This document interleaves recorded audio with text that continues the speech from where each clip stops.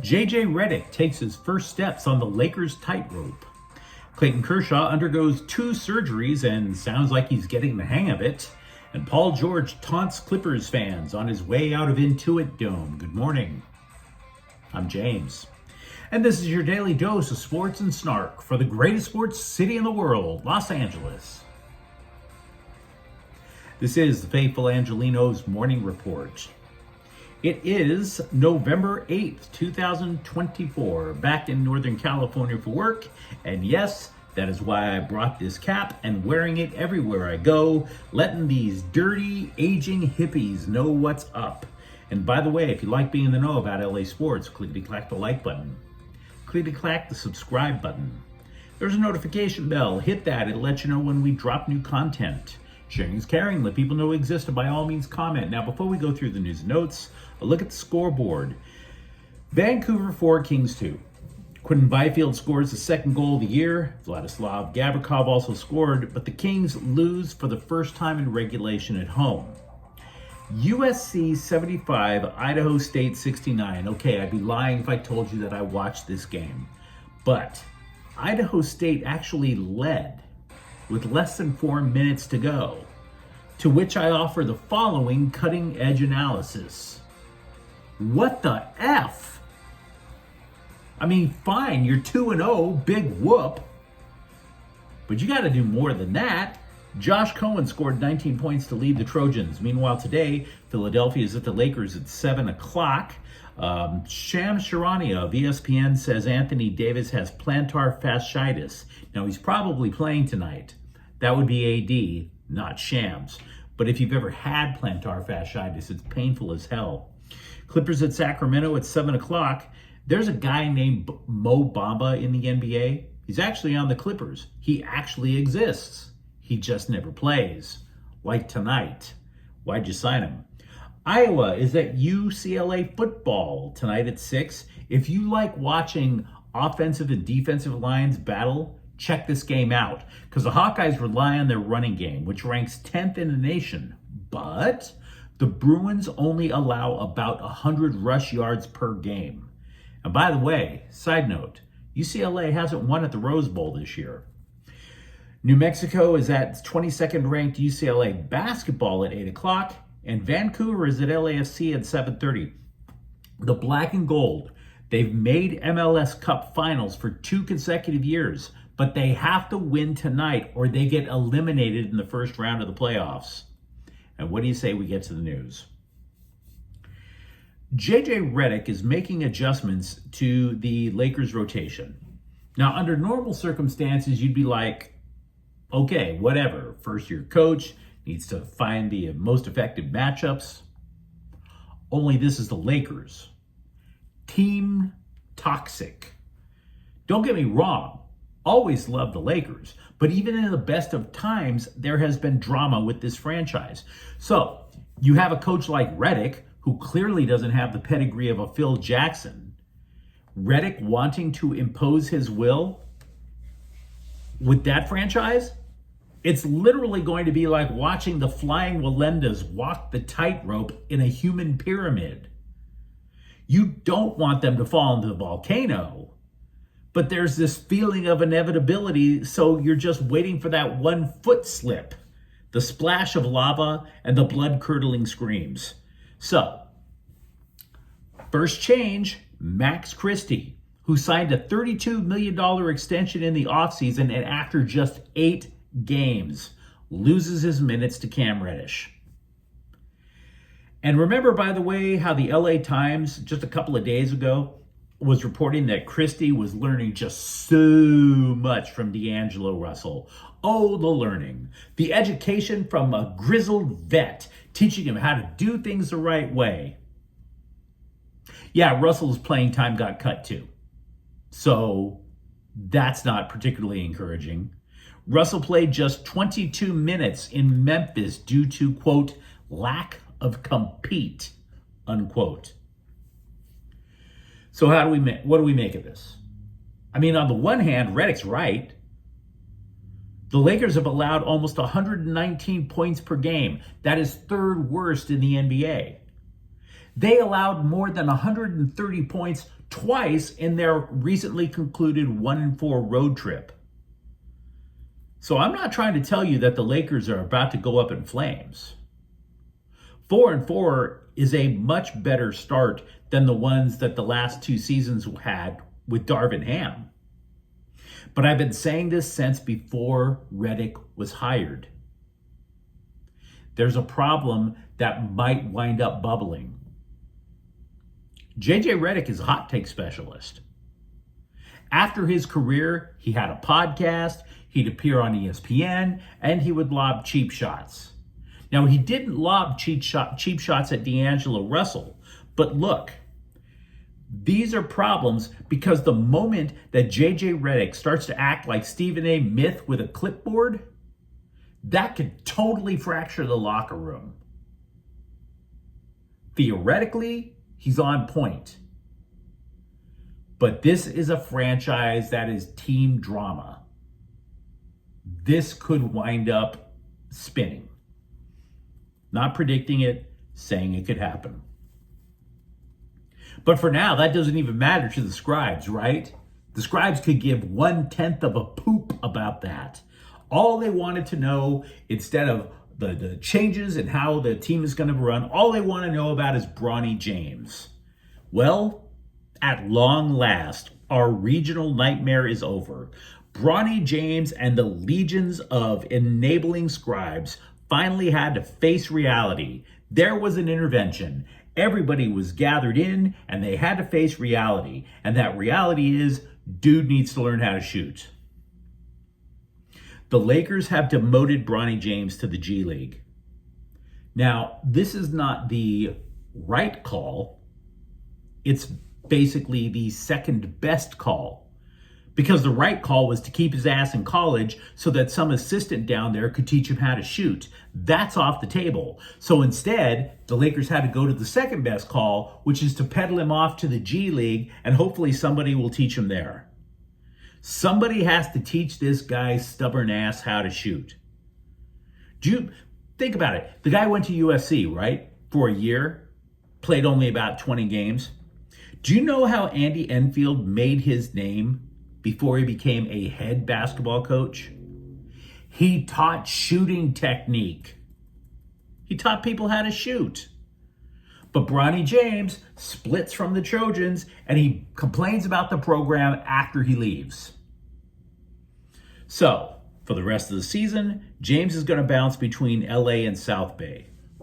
Now, Redick told the scribes that the plans for Bronny James are fluid. What does that mean? It means every time he shows up at El Segundo for practice, they're going to ask him, "Can you shoot yet? Can you shoot yet?" So we do have Lakers news to talk about. Feel free to comment. Clayton Kershaw underwent 2 surgeries Thursday. To his left knee, to his left foot. 2 surgeons at work. And I tell you something, it would be totally awesome if they went at him like a pit crew, but I digress. Kershaw promised to attack rehab and to be ready for next season. Crush it, he said. Which really sounds suspiciously like how we all sound on January 1st. We're all going to go to the gym after a night of binge drinking. Either way, it's odd because the shoulder surgery that Kershaw had last year was just the first time the dude went under the knife. Now he's talking as if he's looking forward to when he could have 3 surgeries in a day. Kershaw was limited to just 7 games last season before he started complaining of a problem in his left big toe. That's what kept him from pitching in the postseason. The contract that he recently walked away from is $10 million for next year.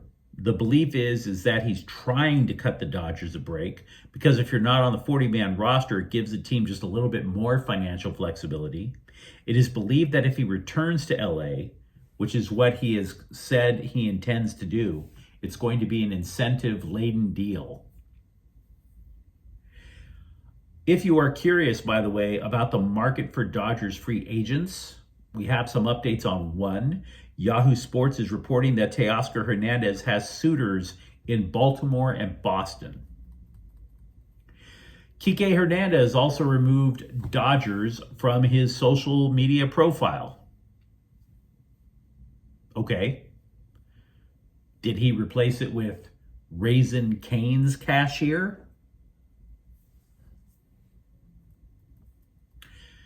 If the Philadelphia 76ers hadn't opened the season 1-6, I would guess, that Paul George would have kept his mouth shut after Philly lost to the Clippers at Intuit Dome on Wednesday.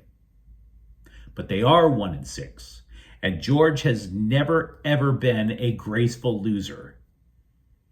If anything, he just denies losing outright. No, that never happened.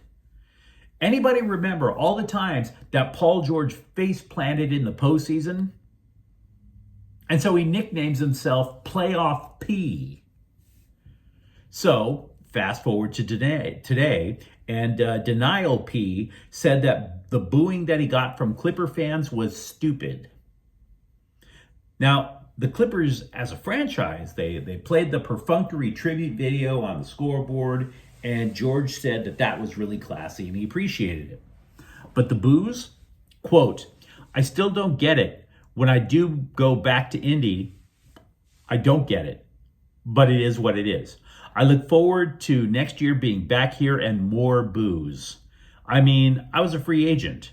You know what I mean? It wasn't something that I demanded a trade or went against the team here. The team presented something that was team friendly, and I did what was best for me in that situation," unquote. Now, so far, George is mostly correct. He did, however, say a thing or two over the offseason that would rub Clipper fans the wrong way. Like he was playing for LA's B team. I mean, even though it's true, you don't say it, right? George then went on the offensive. He added that Intuit Dome, quote, "was great. I wish it would have been a little bit more packed out," unquote. Meaning that the Clippers don't have enough fans. He also said people booing must have been subscribers to his podcast, quote, "So it's 2 wins against the wall, I guess," unquote. And again, that's Denial P. Because it's not 2 wins against the wall. It's 1. To repeat, the Sixers lost. And by the way, Philly's supposed to be a title contender. They're supposed to be good enough to battle the Boston Celtics. But their season is already swirling down the drain. Hey, Denial P, you have bigger problems than the wall. Let reality have its day, man. I know that the Rams, for years, the front office was told that they, quote, "F their picks." But I think we really have to reconsider that completely because I'm saying the Rams crushed it on their last 2 drafts. We knew they did last year, right? It was all about how Puka Nacua was just lighting things up at wide receiver, and there was Steve Avila on the O-line. But now that they focused on defense, the Rams have an NFL high 16 rookies on the roster, and yet they're just a half game out of first in the NFC West with 16 rookies. And then you see who's making the impact. First round pick, Jared Verse, 3.5 sacks, but 9 tackles for loss. Second rounder, Braden Fisk. Do you remember how ESPN was just clowning the Rams because they traded up to go get Braden Fisk? Fisk is right behind Verse with 3 sacks. And by the way, switch to the offense. Where would the Rams' offensive line be if Bo Limmer didn't step in at center while Avila was injured? We'd be talking about putting Matthew Stafford in a body bag, for Pete's sakes. And by the way, then you go back to defense. Safety Jalen McCullough, not even drafted. 4 picks. So there's a time to F the picks. And then there's a time to, I don't know, give your picks a dozen roses and a box of chocolates. I don't know. You tell me. Make sweet love to the picks. whatever, they're having a relationship with them picks. A scribe is claiming that USC quarterback Miller Moss, who was recently benched for Jaden Mayava, will enter the transfer portal and likely head to Michigan. All of which may be true. However, the scribe is not from LA or Michigan. The dude's in Florida. Florida. Again, Moss, for all we know, is likely to head to the portal at the end of the year. Could you blame him? Wouldn't be surprised. But I would put more faith in this story if it was from at least a guy in our time zone. But you let me know what you think in the comments thread.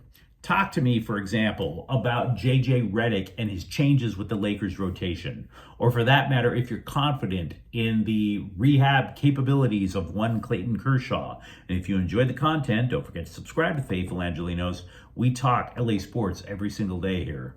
Thank you for watching. I'm James. We'll be back tomorrow. Faithful Angelenos is a Kian Cortel Queso production. Take care.